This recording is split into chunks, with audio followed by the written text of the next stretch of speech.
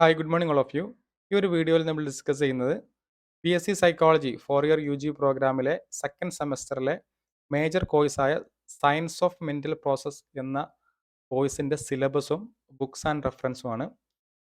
Semester 1 നമ്മൾ പഠിച്ചിട്ടുണ്ടായിരുന്നത് invitation to psychology, അതാണ് മേജർ കോഴ്സ് ആയിട്ടുണ്ടായിരുന്നത്.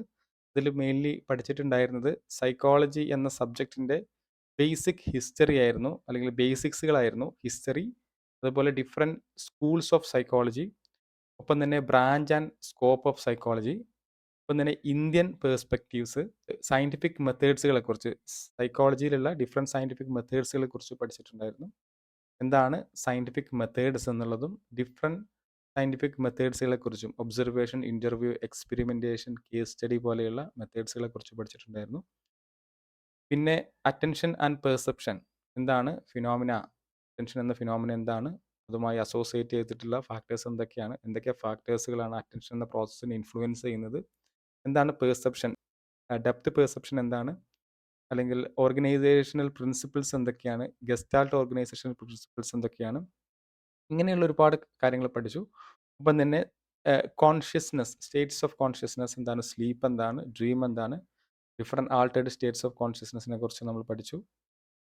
ഒപ്പം തന്നെ ഒരു പ്രാക്ടിക്കൽ മൊഡ്യൂളും കൂടി ഉണ്ടായിരുന്നു. അറ്റൻഷൻ ആൻഡ് പെർസെപ്ഷൻ തുടങ്ങിയിട്ടുള്ള നമ്മൾ പഠിച്ച തിയററ്റിക്കൽ ആയിട്ടുള്ള ഭാഗത്തിൽ നിന്ന് നമുക്ക് പ്രാക്ടിക്കലായിട്ട് പഠിക്കാൻ പറ്റുന്ന സിമ്പിളായിട്ടുള്ള എക്സ്പെരിമെൻറ്റുകളും നമ്മൾ ചെയ്തിട്ടുണ്ടായിരുന്നു. ഇതാണ് മെയിൻലി ഫസ്റ്റ് സെമസ്റ്റർ ഉണ്ടായിരുന്നത്.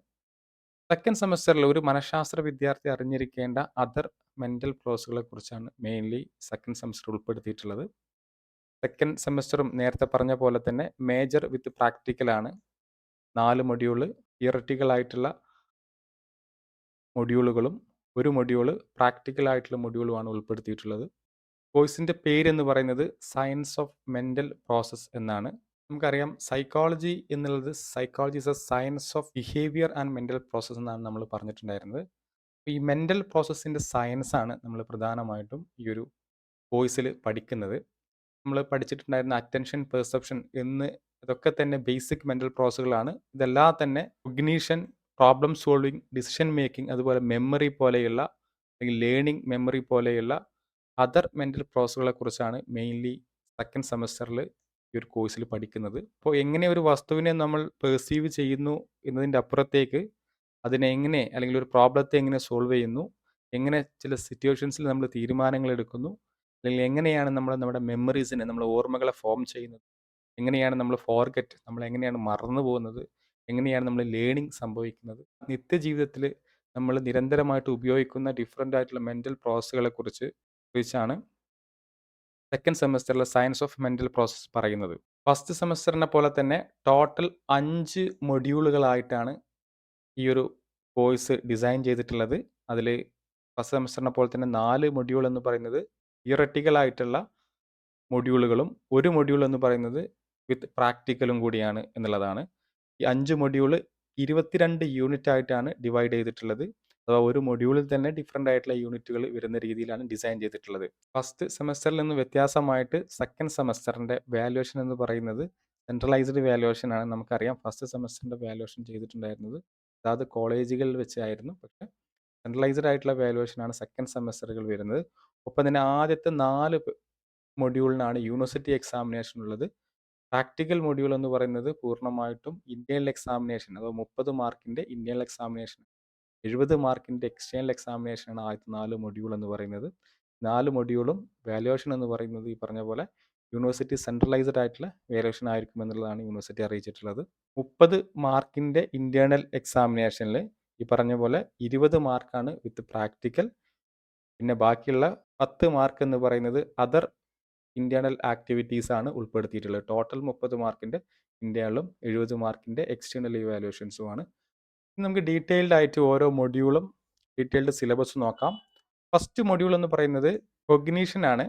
ഇത് മെയിൻലി പറയുന്നത്, അഥവാ 15 മാർക്കിൻ്റെ ക്വസ്റ്റ്യൻസ് ആണ് യൂണിവേഴ്സിറ്റി എക്സാമിന് ഈ ഒരു ഭാഗത്തു നിന്ന് ഉണ്ടാവുന്നത്.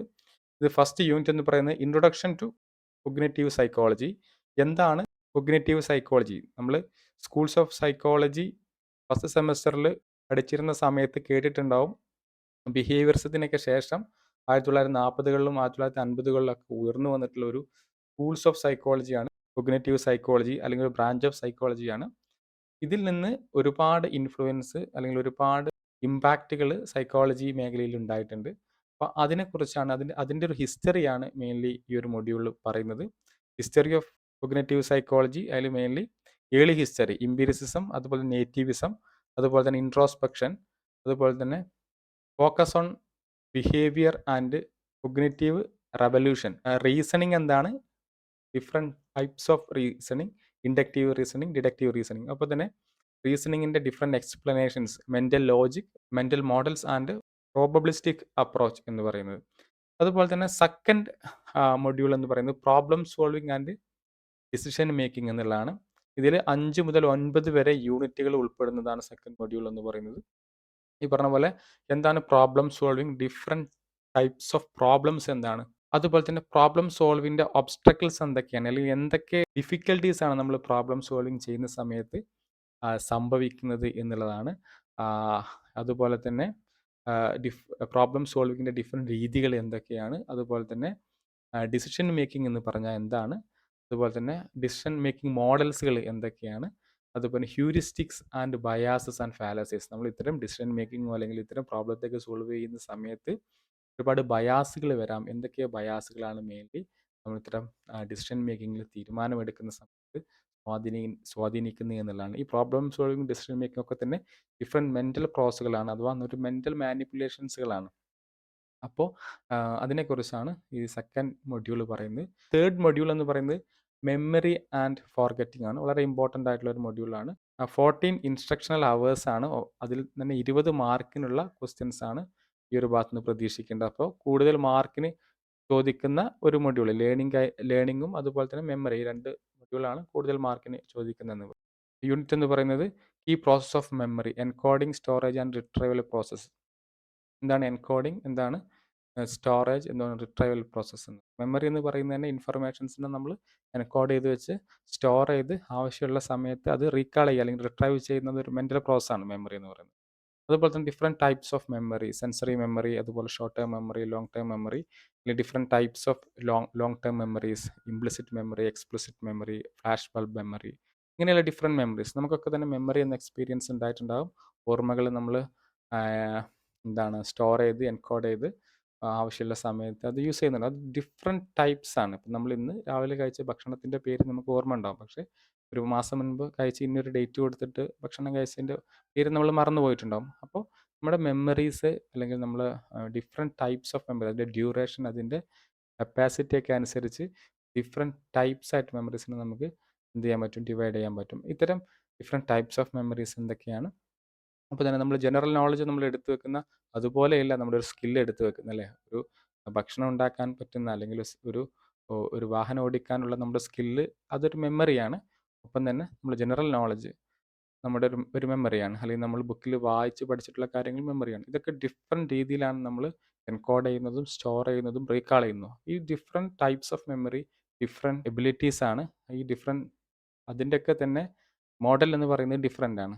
അതുപോലെ തന്നെ different explanations, level of processing model, working memory model, different memory മോഡൽസുകൾ, അതുപോലെ റിട്രൈവൽ ക്യൂസ് എന്താണ്, ഈ മെമ്മറിയുമായി അസോസിയേറ്റ് ചെയ്തിട്ടുള്ള മറ്റു ഫിനോമിനകളാണ്.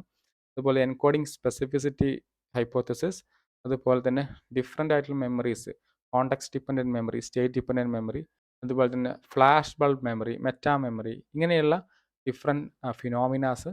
ഒപ്പം തന്നെ ഫോർഗെറ്റിംഗ് നമ്മൾ മറന്നു പോകുക എന്നുള്ളത് ഓർമ്മയെപ്പോലെ തന്നെ വളരെ ഇമ്പോർട്ടൻ്റ് ആണ്, മറവി എന്നുള്ളത്. ഡിഫറെൻറ്റ് റീസൺസ് ഓഫ് ഫോർഗെറ്റിംഗ് എന്ന് പറയുന്നത്, ഡിഫറെൻറ്റ് എക്സ്പ്ലനേഷൻസ് പറയുന്നുണ്ട്. ഇൻ്റർഫറൻസ് തിയറി പറയുന്നുണ്ട്, ഡിക്കേ തിയറി പറയുന്നുണ്ട്, അതുപോലെ തന്നെ എന്താണ് റിട്രൈവൽ ഫെയിലിയർ പറയുന്നുണ്ട്. ഇങ്ങനെ ഒരുപാട് മെമ്മറിയുടെ അല്ലെങ്കിൽ ഫോർഗെറ്റിംഗ് ഡിഫറെൻറ്റ് എക്സ്പ്ലനേഷൻസ് പറയുന്നുണ്ട്. എങ്ങനെയൊക്കെ നമ്മുടെ മെമ്മറി ഇമ്പ്രൂവ് ചെയ്യാം, സ്ട്രാറ്റജി ഫോർ റിമെമ്പറിങ് എന്നുള്ളത്. ഇങ്ങനെയുള്ള കാര്യങ്ങളാണ് തേർഡ് മൊഡ്യൂളിൽ പറയുന്നത് എന്നുള്ളതാണ്. ലാസ്റ്റ് മൊഡ്യൂൾ പറയുന്നത് ലേണിംഗ് എന്നുള്ളതാണ്. ലേണിംഗ് എന്ന് പറയുന്നത് നമ്മുടെ ബിഹേവിയറിൽ ഉണ്ടാകുന്ന ഒരു ചേഞ്ചാണ്. എക്സ്പീരിയൻസിലൂടെ അല്ലെങ്കിൽ റിപ്പീറ്റഡ് ആയിട്ട് ചെയ്യുന്ന പ്രാക്ടീസിലൂടെ നമ്മുടെ ബിഹേവിയറിൽ ഒരു മാറ്റം വരുന്നതിനാണ് ലേണിംഗ് എന്ന് പറയാം. ഇത് യൂഷ്വലായിട്ട് നമ്മളൊരു ബുക്കിൽ നിന്ന് ഒരു ഫാക്റ്റ്, ഒരു ചാപ്റ്റർ ലേൺ ചെയ്യുന്നതിൻ്റെ അപ്പുറത്തേക്ക് ബിഹേവിയറിൽ നടക്കുന്ന ഒരു മാറ്റത്തെയാണ് ഒരു മനഃശാസ്ത്ര വിദ്യാർത്ഥി എന്ന നിലയ്ക്ക് നമ്മൾ ലേണിംഗ് എന്നുകൊണ്ട് അർത്ഥമാക്കുന്നത്. ഒരു വലിയൊരു ഹോളിസ്റ്റിക് ആയിട്ടുള്ള വ്യൂ പോയിന്റിലാണ്, അല്ലെങ്കിൽ ഒരു വിശാല അർത്ഥത്തിലാണ് ഇവിടെ ലേണിംഗ് എന്ന്. എന്താണ് ലേണിംഗ്? ഡിഫറെൻറ്റ് എക്സ്പ്ലനേഷൻസ് ഉണ്ട്, ഡിഫറെൻറ്റ് മോഡൽസ് ഓഫ് ലേണിംഗ് ഉണ്ട്. ആ ഡിഫറെൻറ്റ് മോഡൽസും അതിൻ്റെ എക്സ്പെരിമെൻറ്റുകളെ കുറിച്ച് നമ്മൾ പറയുന്നുണ്ട്. ബേസിക് ആയിട്ടുള്ള അപ്രോച്ചുകൾ ഓഫ് ലേണിംഗ്, ക്ലാസിക്കൽ കണ്ടീഷനിങ്, അതുപോലെ തന്നെ അതിൻ്റെ എക്സ്പെരിമെൻറ്റ്സ്, ഒപ്പേരൻ കണ്ടീഷനിങ്, അതിൻ്റെ ഡിഫറെൻറ്റ് ലോസുകൾ, ഒപ്പം തന്നെ other types of learning, observational learning, latent learning, insightful learning എന്നുള്ള ഡിഫറെൻറ്റ് ടൈപ്സ് ഓഫ് ലേണിങ്ങിനെ കുറിച്ചാണ് മെയിൻലി പറയുന്നത്. ഈ ഒരു മൊഡ്യൂൾ ഇമ്പോർട്ടൻ്റ് ആണ്, 20 മാർക്കിന് ക്വസ്റ്റ്യൻ ചോദിക്കുന്നുണ്ട്. അപ്പോൾ ലേണിംഗ് ആൻഡ് മെമ്മറി വളരെ ഇമ്പോർട്ടൻ്റ് ആയിട്ടുള്ള ചാപ്റ്ററുകളാണ്. നമുക്ക് കുറേ കൂടി ഇൻട്രസ്റ്റിംഗ് ആയിട്ടുള്ള ചാപ്റ്ററുമാണ് മെമ്മറി ആൻഡ് ലേണിംഗ് എന്ന് പറയുന്നത്. പിന്നെ അതുപോലെ തന്നെ ഡീറ്റെയിൽഡ് ആയിട്ടുള്ള സിലബസിൽ നമ്മൾ നോക്കാവുന്ന പ്രാക്ടിക്കൽ ആപ്ലിക്കേഷൻ, 5th മൊഡ്യൂൾ എന്ന് പറയുന്നത് പ്രാക്ടിക്കൽസ് ആണ്. ഇതിൽ പറഞ്ഞപ്പെട്ട മെമ്മറി അതുപോലെ ലേണിംഗ് പോലെയുള്ള നമ്മുടെ മെൻ്റൽ പ്രോസസ്സുകളെ ടെസ്റ്റ് ചെയ്യാൻ വേണ്ടിയിട്ട്, അല്ലെങ്കിൽ അത് നമ്മൾ പ്രാക്ടിക്കലി മനസ്സിലാക്കാൻ വേണ്ടിയിട്ട് സിമ്പിൾ പ്രാക്ടിക്കൽസ് ആണ്. എക്സ്പെരിമെൻറ്റ്സുകൾ, 4 എക്സ്പെരിമെൻറ്റുകൾ നമ്മൾ ചെയ്യേണ്ടത് നിർബന്ധമായിട്ടും ചെയ്യണം.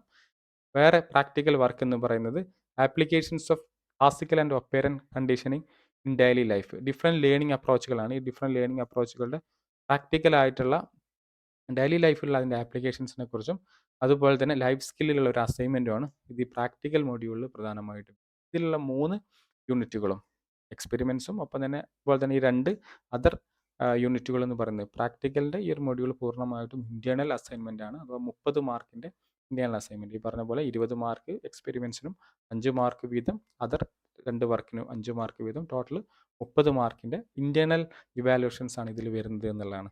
നെക്സ്റ്റ് അതുപോലെ തന്നെ ബുക്ക് ആൻഡ് റെഫറൻസ്, നമ്മൾ ഓൾറെഡി ഫസ്റ്റ് സെമ്മിൽ പറഞ്ഞിട്ടുണ്ടായിരുന്നു. റെഫറൻസ് ബുക്ക് എന്ന് പറയുന്നത് വളരെ ഇമ്പോർട്ടൻ്റ് ആണ്. നമുക്ക് ഒരുപാട് ഷോർട്ട് നോട്ടുകളോ അല്ലെങ്കിൽ PDF ഒക്കെ കിട്ടുന്നുണ്ടാവും നെറ്റിൽ നിന്ന്. അതിൻ്റെ അപ്പുറത്തേക്ക് റെഫറൻസ് ബുക്ക് നോക്കി പഠിക്കുന്ന സമയത്താണ് ആ വിഷയത്തെക്കുറിച്ച് ഡെപ്ത് ആയിട്ടുള്ള, അല്ലെങ്കിൽ വളരെ ആഴത്തിലുള്ള ഒരു അറിവ് നമുക്ക് നേടാൻ വേണ്ടി പറ്റുള്ളൂ. തീർച്ചയായിട്ടും റെഫറൻസ് ബുക്കിൽ ഫോക്കസ് ചെയ്യുക. മിനിമം 3 ബുക്കെങ്കിലും ഏതെങ്കിലും ഒരു ടോപ്പിക്കിൽ കവർ ചെയ്യുന്ന 3 ബുക്കെങ്കിലും ഒരു ടോപ്പിക്കിനെ കുറിച്ച് നമ്മൾ പഠിക്കുമ്പോൾ റെഫർ ചെയ്യുക. എസ്പെഷ്യലി ബാരൻ്റെ ഇൻട്രൊഡക്ഷൻ സൈക്കോളജി വളരെ കോമൺ ആണ്. അതുപോലെ തന്നെ ബൂട്ട്സിൻ്റെ സൈക്കോളജി ടെക്സ്റ്റ് ബുക്ക് വളരെ കോമൺ ആണ്. അതുപോലെ തന്നെ other Feldman and understanding psychology soft copy ഒക്കെ അവൈലബിൾ ആണ്. അതുപോലെ തന്നെ മോർഗൻ്റെ ഇൻട്രൊഡക്ഷൻ സൈക്കോളജി വളരെ കോമൺ ആയിട്ടുള്ള ബുക്കാണ്. അതുപോലെ തന്നെ സ്റ്റേൺബർഗിൻ്റെ കൊഗ്നിറ്റീവ് സൈക്കോളജി, ഈ പറഞ്ഞിട്ടുള്ള എല്ലാ മൊഡ്യൂളിലെയും കുറച്ചുകൂടി ഡീറ്റെയിലിംഗ് ആയിട്ട് പറയുന്ന ഒരു ബുക്കാണിത്. അതുപോലെ തന്നെ തീംസ് ആൻഡ് വേരിയേഷൻ വെയ്റ്റൺ, ഈ ബുക്കും നമുക്ക് സോഫ്റ്റ് കോപ്പിക്ക് അവൈലബിൾ ആയിട്ട് വളരെ ഈസിലി അണ്ടർസ്റ്റാൻഡ് ചെയ്യാൻ പറ്റുന്ന, പെട്ടെന്ന് ക്യാച്ച് ചെയ്യാൻ പറ്റുന്ന സിമ്പിൾ ലാംഗ്വേജിൽ എഴുതിയിട്ടുള്ള ഒരു ബുക്കാണ് വെയ്റ്റൻ്റെ തീംസ് ആൻഡ് വേരിയേഷൻസ്. ഇത്തരം എല്ലാ ബുക്കുകളും നിങ്ങൾ ഫോക്കസ് ചെയ്യുക. എല്ലാ ബുക്സിലൂടെയും പഠിച്ചിട്ട് എല്ലാ മൊഡ്യൂളുകളും കവർ ചെയ്യുക എന്നുള്ളതാണ്. Thank you.